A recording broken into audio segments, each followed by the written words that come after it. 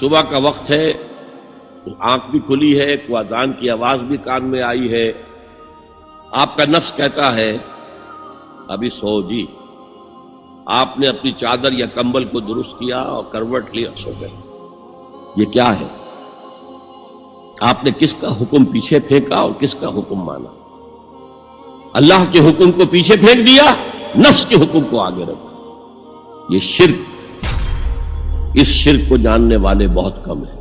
مولانا روم نے خوب کہا تھا، میرا نفس بھی فرعون سے کم نہیں ہے. فرعون نے کہا تھا نا، کیا اس ملک مصر کی حکومت میری نہیں ہے؟ اور سارا جو یہ آب پاشی کا نظام ہے، انہار کا نظام ہے، وہ میرے کنٹرول میں نہیں ہے. جس کا چاہوں موگا کھلا رکھوں، جس کا چاہوں بند کر دوں.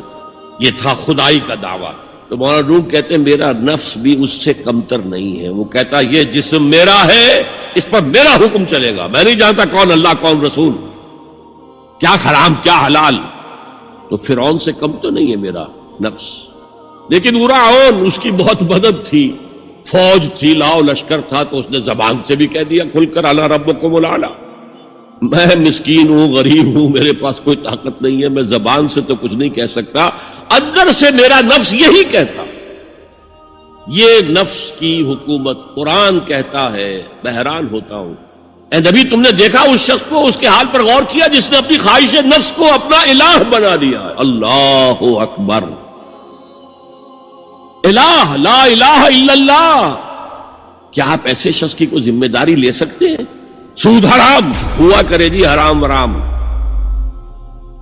ہمارا دھندا جو ہے وہ آگے بڑھ نہیں سکتا. تو اللہ کے حکم کو پیچھے ڈالا، نفس کے تقاضے کو آگے رکھا. کون معبود ہے آپ؟ نام عبداللہ رکھیے، نام عبد الرحمن رکھیے، ہے عبد النفس، نفس کے بندے، نفس کے غلام. پوچھا گیا ایو الہجرت افضل ہو یا رسول اللہ، اے اللہ کے رسول بتائیے سب سے اعلیٰ ہجرت کون سی ہے، افضل؟ فرمایا ان تہجر ما کرہ ربک، ہر اس چیز کو چھوڑ دو جو تمہارے رب کو پسند نہیں. آج رات ہی سے آپ ہجرت شروع کر سکتے ہیں. جائزہ لیجئے کیا کیا چیزیں میری زندگی میں خلاف شریعت ہے، تو اللہ کو ناپسند ہے. فیصلہ کیجئے کہ آج کے بعد نہیں ہوگی. ہجرت شروع ہو گئی. تو جہاد تو یہاں سے شروع ہو گیا، اپنے نفس کے خلاف جہاد کرنا.